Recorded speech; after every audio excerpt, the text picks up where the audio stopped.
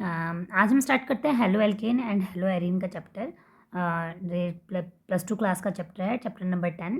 तो solid state हम पहले कर चुके हैं आज। हाँ, और सॉलिड स्टेट में ही हमने लिक्विड स्टेट और गैशियस स्टेट का भी पढ़ लिया था।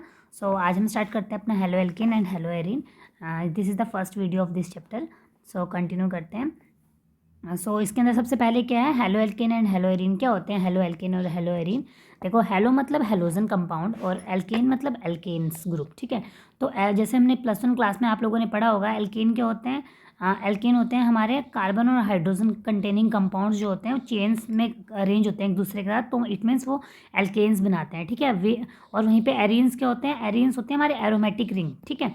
तो हेलो एल्केन और हेलो एरीन का मतलब क्या है कि ये या तो एल्केन चेन के साथ हेलोजन ग्रुप जुड़ा हो। हेलोजन ग्रुप कौन कौन से होंगे, chlorine, bromine, iodine, iodine and fluorine, ठीक है। या फिर हमारे एरोमेटिक रिंग के साथ कनेक्टेड हो। तो इस तरह के कंपाउंड्स की हम स्टडी करेंगे इस चैप्टर के अंदर। उनकी प्रॉपर्टी स्टडी करेंगे, उनके यूजेस स्टडी करेंगे और उनकी प्रिपरेशन स्टडी करेंगे, ठीक है। तो स्टार्टिंग हम करते हैं यहाँ से अपना कि जैसे हाइड्रोकार्बन्स क्या होते हैं। हाइड्रोकार्बन होते हैं जनरली जो कार्बन और हाइड्रोजन कनेक्ट करके रखते हैं, ठीक है। तो उससे हम क्या बनाते हैं, हेलो एल्केन बनाते हैं। हेलो एल्केन कैसे फॉर्मेशन होता है कि हाइड्रोकार्बन के अंदर एक हाइड्रोजन को रिप्लेस कर देंगे किसके साथ, हेलोजन के साथ, ठीक है। हेलोजन का वो कोई भी ग्रुप होगा। हम ये पूरे हेलोजन ग्रुप की बात कर रहे हैं, वो क्लोरीन भी हो सकता है, ब्रोमीन भी, फ्लोरीन भी और आयोडीन भी, ठीक है। और अगर अराइल ग्रुप के साथ हमने हैलाइड को कनेक्ट कर दिया तो हेलो एरीन बनेंगे। अराइल ग्रुप मतलब बेंजीन रिंग वाले जो कंपाउंड होते हैं, ठीक है। तो हमने इसके अंदर क्या है, जनरली ये कंपाउंड्स हम डे टू डे लाइफ में यूज़ करते हैं। कहाँ यूज़ करते हैं, ये एज ए सॉल्वेंट यूज़ होते हैं। They are use solvent for relative non polar compound. बहुत बार ये एज ए सॉल्वेंट की तरह यूज़ होते हैं किसी और कंपाउंड को सिंथेसाइज करने के लिए, है ना। एक क्लोरीन कंटेनिंग कंपाउंड होते हैं जो एंटीबायोटिक की तरह यूज़ होते हैं, क्लोरोफेनिकोल बोलते हैं जिसको, ठीक है। Is very effective for the treatment of typhoid fever. जब हमें टाइफाइड होता है तो डॉक्टर जो हमें एंटीबायोटिक रिकमेंड करता है वो क्लोरीन कंटेनिंग्स होते हैं, ठीक है। एक है हमारे पास, अगर आयोडीन है हमारी बॉडी के अंदर, आयोडीन कंटेनिंग हमारी बॉडी क्या करती है, हॉर्मोन्स प्रोड्यूस करती है जिसको हम थायरोक्सिन बोलते हैं, ठीक है। और इसकी डेफिशिएंसी की वजह से गोइटर डिजीज़ भी हो जाती है। इसका मतलब ये बताना चाह रहा है कि जो हेलोजन ग्रुप है वो कितने इंपॉर्टेंट है हमारे डे टू डे लाइफ के लिए। Synthetic halogen compound chloroquine is use for the treatment of malaria. Malaria में कौन सा यूज़ करते हैं, क्लोरोक्विन यूज़ करते हैं हम, ठीक है। और क्लोरोक्विन एंड ये हेलोथेन, हेलोथेन कंपाउंड्स होते हैं जो कि एनेस्थेटिक में यूज़ होते हैं। मतलब सर्जरी के दौरान जो हमें एनेस्थेटिक इंजेक्शन मिलता है उसके अंदर हेलोथेन कंपाउंड होते हैं।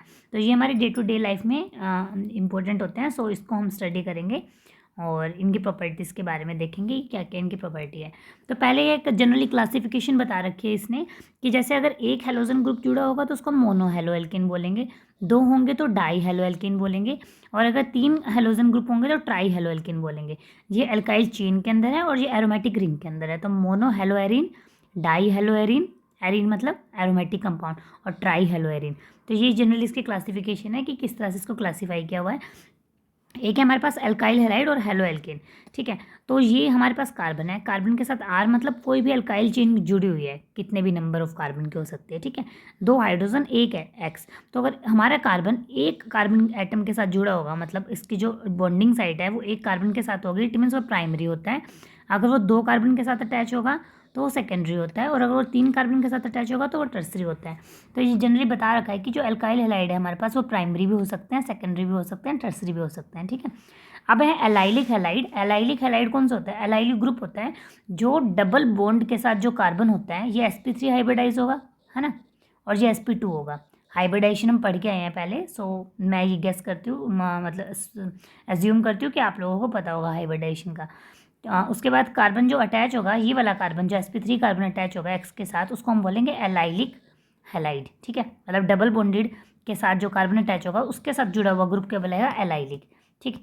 और जैसे कि अगर वो रिंग में भी है तो ये डबल बॉन्ड है, इसके साथ ये कार्बन है, इसके साथ जुड़ा हुआ ग्रुप एलाइलिक। बेंजाइलिक की बोलेंगे तो ये जो डबल बॉन्ड है वो बेंजाइल का पार्ट होगा। ये कार्बन है, इसके साथ वाला यहाँ पे डबल बॉन्ड है, ये बेंजाइल रिंग का पार्ट है, तो इसको बेंजाइलिक बोलते हैं, बेंजाइलिक हैलाइड, ठीक है। तो ये है इसके अंदर। नेक्स्ट है हमारे पास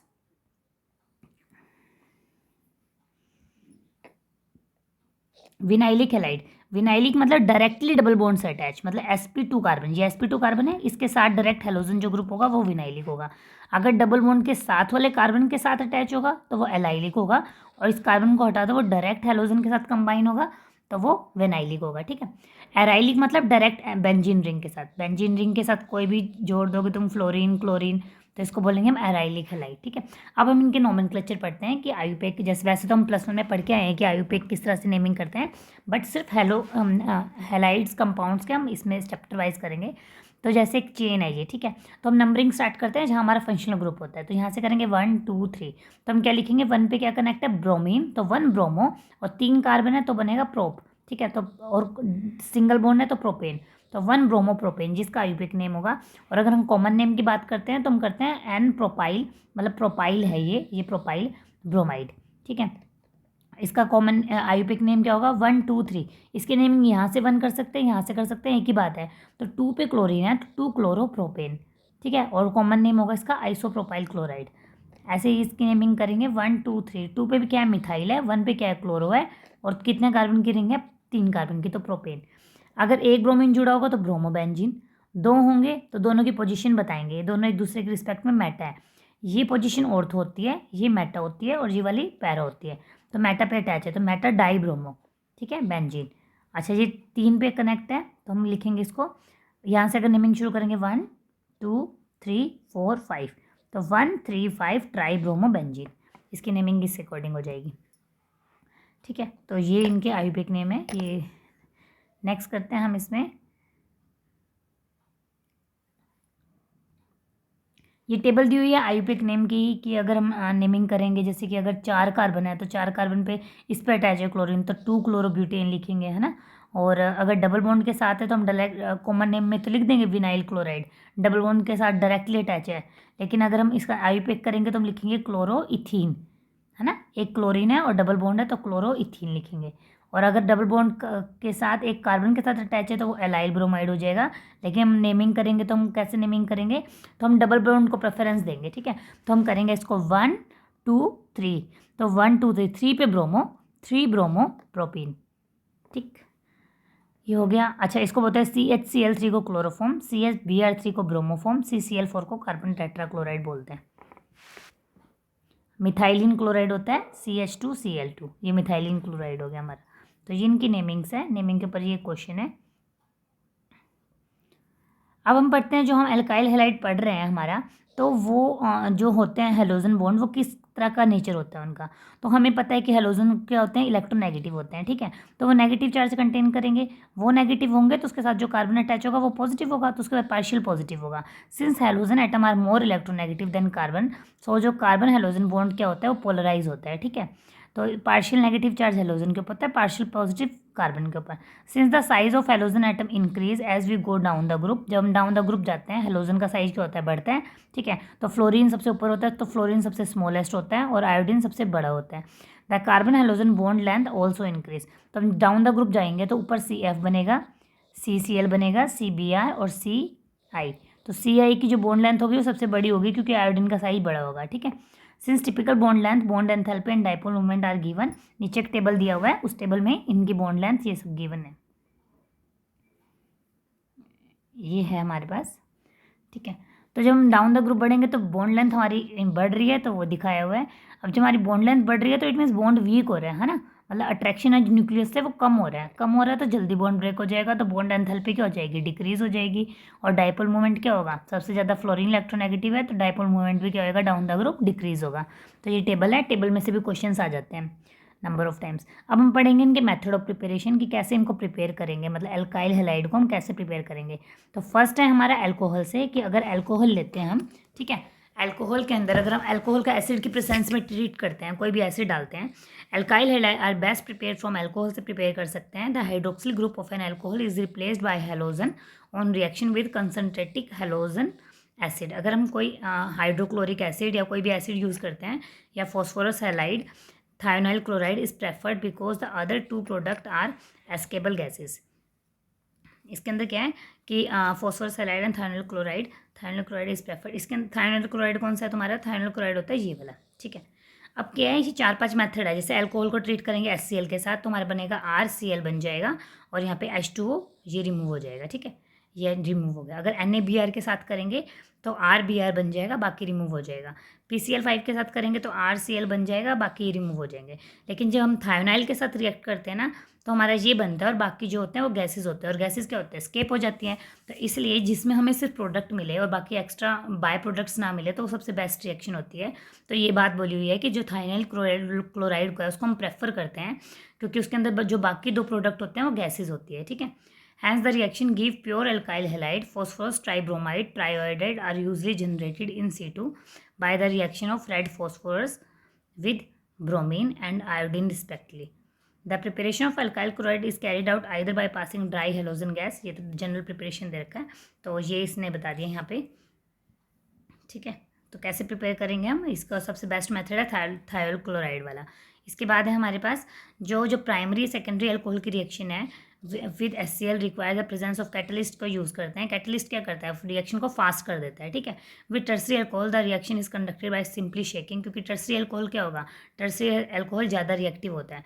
यहाँ रिएक्टिविटी दे रखी है, ये अल्कोहल की रिएक्टिविटी है ये, कि अगर टर्सरी होगा वो सबसे ज़्यादा रिएक्टिव होगा, फिर सेकेंडरी होगा, फिर प्राइमरी होगा। तो इसलिए टर्सरी को डायरेक्ट ओनली शेक करेंगे हम बोतल में डाल के HBr के साथ, तो हमें प्रोडक्ट दे देगा, ठीक है। Good yield of RI may be obtain by heating alcohol with sodium और potassium iodide 95% orthophosphoric acid. The order of reactivity, alcohol की रिएक्टिविटी दे रखी है इसने यहाँ पे, because the carbon oxygen bond in phenol has a partial double bond character and difficult to break being stronger than a. इसमें क्या बोल रखा है कि ये जो मेथड है ना, ये हम एप्लीकेबल एराइल हैलाइड के ऊपर एप्लीकेबल नहीं करेंगे। एराइल हैलाइड मतलब ये वाले जो ग्रुप होते हैं हमारे, इनके ऊपर नहीं करेंगे, क्योंकि ये अल्कोहल है, तो इसके अंदर जब हम लेंगे तो फिनॉल लेंगे, ठीक है। तो जो फिनॉल लेंगे ना, ये फिनॉल बॉन्ड, ये बॉन्ड बहुत स्ट्रॉन्ग होता है, ठीक है। ये स्ट्रॉन्ग होगा तो ब्रेक नहीं करेगा तो प्रोडक्ट नहीं देगा। तो इसलिए because the carbon oxygen bond in phenol has a partial double bond character, क्योंकि स्ट्रॉन्ग क्यों होगा, क्योंकि इसके अंदर रेजोनेंस की वजह से डबल बॉन्ड करेक्टर आ जाता है, and is difficult to break being stronger than a single bond, ठीक है। इसलिए ये मेथड यूज़ नहीं करेंगे, उसमें कोई और मेथड यूज़ करेंगे।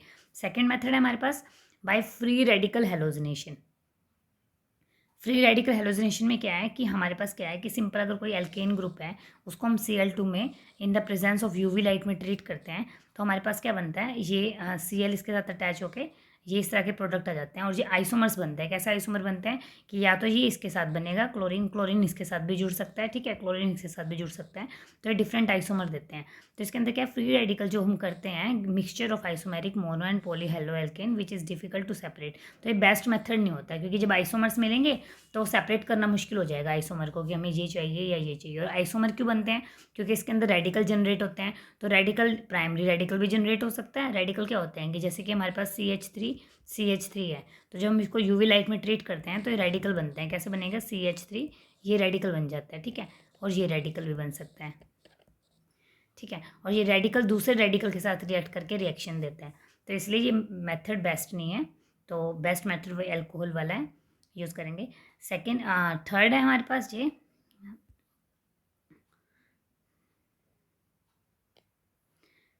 Bye electrophilic substitution. Electrophilic substitution में क्या है, बेसिकली ये एराइल हैलाइड में दे रखा है कि जब हम किसी टोल्यूइन की रिएक्शन X2 के साथ कराएंगे, Fe एज ए कैटलिस्ट है, तो X2 क्या करेगा, ये जो ग्रुप होता है वो ऑर्थो और पैरा डायरेक्टिंग होता है ना। ऑर्थो पैरा डायरेक्टिंग का मतलब क्या है कि जो बेंजीन रिंग है इसके ऊपर जो ऑर्थो पोजीशन है, इसकी ऑर्थो पोजीशन कौन सी होगी, ये वाली, और ये होगी पैरा।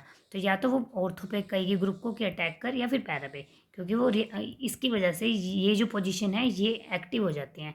तो ये ऑर्थो बनेगा तो ऑर्थो हेलोटोल्विन बनेगा, और पैरा भी बनेगा तो पैरा बनेगा। तो ortho and para isomer can be easily separated due to large difference in melting point. Ortho और पैरा आइसोमर को हम सेपरेट कर लेते हैं क्योंकि इन दोनों के मेल्टिंग पॉइंट में बहुत ज़्यादा डिफरेंस होता है। Reaction with iodine are reversible in nature and require the presence of oxidizing agent HNO3 and HiO4 to oxidize the HI formed during the iodination. Fluoro compound are not prepared. क्या होता है, generally हम जो use करते हैं ये इसके हम या तो X की जगह ब्रोमीन यूज़ करेंगे या क्लोरीन यूज़ करेंगे। आयोडीन और फ्लोरीन हम यूज़ नहीं करते हैं। क्यों नहीं करते हैं, क्योंकि जो फ्लोरीन है ना, फ्लोरीन बहुत ज़्यादा रिएक्टिव होता है, तो वो रिएक्ट करके बहुत सारे प्रोडक्ट बना देगा। और जो आयोडीन होता है ना, आयोडीन की रिएक्शन क्या होती है, जब हम उसके अंदर HI डालते हैं या I2 डालेंगे, जो भी I2 डालेंगे इसमें यहाँ पे, तो ये क्या होता है, रिवर्सिबल रिएक्शन होती है।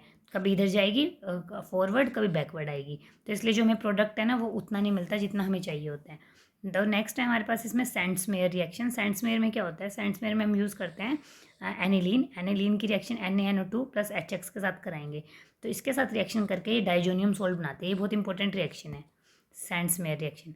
डाइजोनियम सोल्ट ये बनता है बेंजीन के साथ N2 पॉजिटिव X नेगेटिव। इसकी रिएक्शन हम कॉपर X के साथ कराएंगे। X जो भी होगा हमारे, या क्लोरीन होगा ब्रोमीन, अगर क्लोरीन होगा तो क्लोरीन अटैच होगा, ब्रोमीन हुआ तो ब्रोमीन अटैच होगा। ठीक है, तो ये हमारे पास सेंट्समेयर रिएक्शन है। इससे हम आयोडीन भी बना सकते हैं, क्योंकि यहाँ पे हम KI भी यूज़ कर सकते हैं। Replacement of the diazonium group by iodine does not require the presence of cuprous halide and done by simply shaking. तो यहाँ पे क्या हो जाएगा, एराइल हैलाइड बनेगा, आयोडीन वाला ग्रुप। ठीक है, नेक्स्ट हमारे पास फ्रॉम एल्कीन। एल्कीन से कैसे करेंगे, एल्कीन है, डबल बॉन्ड है, डबल को हमें सिंगल में कन्वर्ट करना है, और हमें क्या चाहिए, हेलोजन ग्रुप चाहिए। तो हम HX ऐड कर देंगे, एक तरफ हाइड्रोजन जुड़ जाएगा और दूसरी तरफ X जुड़ जाएगा, तो ये हेलो हैलाइड मिल जाएगा हमारे पास। An alkene is converted to corresponding alkyl halide by reaction with hydrogen chloride, तो हमें ये ग्रुप मिल गया। ठीक है, अब जैसे ये एल्कीन है, इसके HI के साथ रिएक्शन कराएंगे तो H यहाँ जुड़ जाएगा और I यहाँ जुड़ जाएगा। ठीक है, तो ये बता रहा है कि ये माइनर प्रोडक्ट है। ठीक है, ये मेजर प्रोडक्ट है। तो ऐसा माइनर और मेजर क्यों है, क्योंकि मार्कोनी कफ रूल के अकॉर्डिंग है। Propene will to two product however only one predominant as per Markovnikov rule. Markovnikov rule क्या कहता है कि हाइड्रोजन जो है, हाइड्रोजन वहाँ, अब जैसे HI बॉन्ड है, HI बॉन्ड में ये पॉजिटिव पार्ट है, ये नेगेटिव पार्ट है। ठीक है, तो हाइड्रोजन वहाँ जाके अटैच करेगा।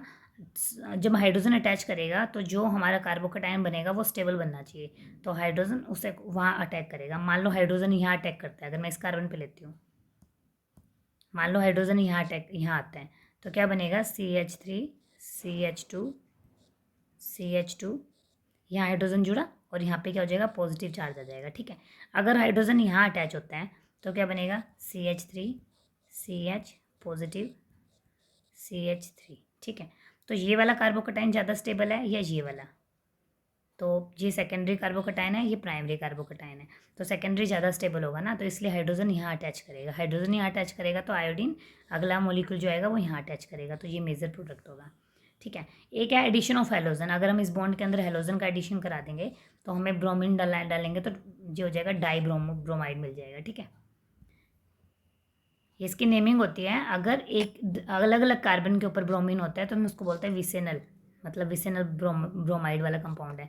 और अगर एक ही कार्बन के ऊपर दो ब्रोमीन जोड़ देंगे तो इसको बोलते हैं विसेनल, और इसको बोलते हैं जैमिनल। जैमिनल मतलब एक ही कार्बन के ऊपर दोनों ब्रोमीन। आगे आएगा वो विसेनल जैमिनल वाला। नेक्स्ट है हमारे पास फिंकल्सन रिएक्शन। फिंकल्सन रिएक्शन में क्या होता है कि सिर्फ एक्सचेंज होता है, कि कोई पहले बना हुआ, ऑलरेडी बना हुआ हम एल्काइल हैलाइड लेंगे, उसके साथ हम NaI की रिएक्शन कराएंगे तो आयोडीन क्या करेगा, रिप्लेस कर देगा, तो आयोडीन यहाँ जुड़ जाएगा, NaX निकल जाएगा। ठीक है, तो ये सिर्फ ओनली आयोडीन के लिए होती है फिंकल्सन रिएक्शन। और स्वार्ट्ज रिएक्शन किसके लिए होती है, फ्लोरीन के लिए। इसमें हम AgF डालेंगे तो फ्लोरीन इसको क्या करेगा, रिप्लेस कर देगा। ठीक है,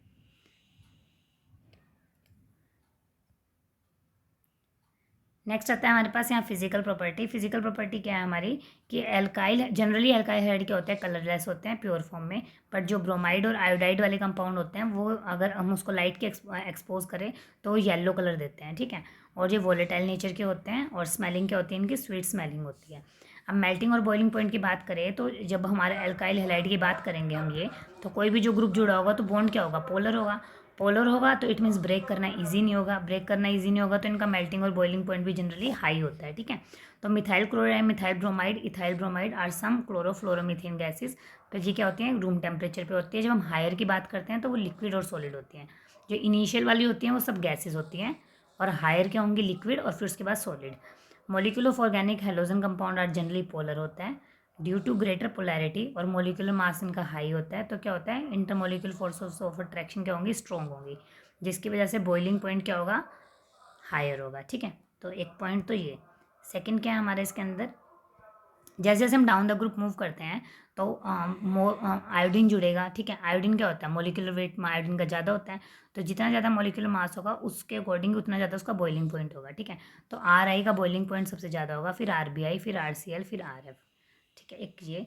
नेक्स्ट एक पॉइंट ये है कि जब हम ब्रांचिंग की बात करते हैं, सिंपल ये ब्रोमीन, ये सिंगल चेन है, यहाँ पे क्या है, ब्रोमीन यहाँ आ गया, यहाँ क्या है, ये ब्रांचिंग हो गई तो ब्रोमीन यहाँ आ गया। जब हम ब्रांचिंग की बात करते हैं, ब्रांचिंग बढ़ती है हमारी, तो बॉइलिंग पॉइंट हमारा क्या होता है, डिक्रीज करता है। The boiling point of isomeric haloalkane decrease with increase in branching. ठीक है, क्योंकि जो सरफेस एरिया होता है ना किसी भी उसका, ब्रांचिंग से वो क्या हो जाएगा, कम हो जाएगा। कम हो जाएगा तो बॉइलिंग पॉइंट भी उसका कम हो जाएगा। Boiling point of isomeric dihalorbenzene are very nearly the same. The para-isomer are highly melting compared to their ortho and para. Para का क्या होगा, अगर हम आइसोमर की बात करते हैं तो para का ज़्यादा होगा कंपेयर टू मेटा और ऑर्थो पे।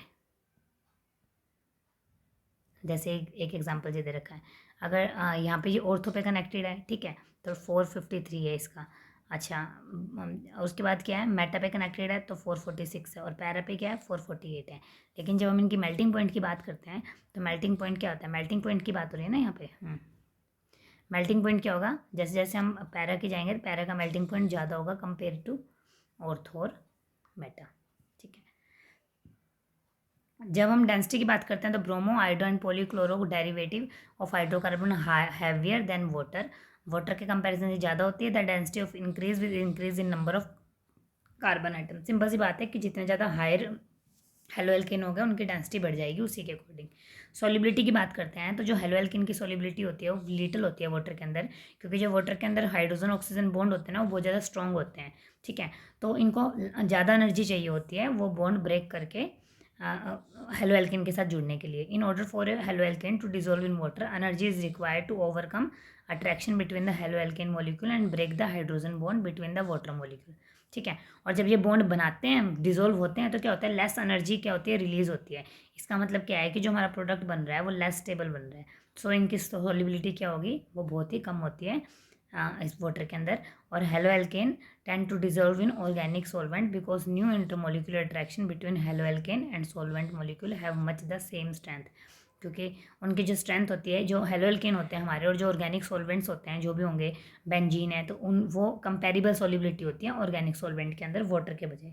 क्योंकि सिंपल सी बात है, वाटर का क्या है, वाटर में हाइड्रोजन बॉन्डिंग स्ट्रॉन्ग मिलती है, तो वो हाइड्रोजन बॉन्डिंग को हेलो एल्केन ब्रेक नहीं कर पाता है। सो उनकी वाटर के अंदर बहुत कम होगी सॉलिबिलिटी और ऑर्गेनिक कंपाउंड के अंदर ज़्यादा होगी। सो आज के लिए यहाँ तक, नेक्स्ट हम कल करेंगे केमिकल रिएक्शंस में। अगर आपको मेरी वीडियो पसंद आए तो लाइक कीजिएगा। Thank you.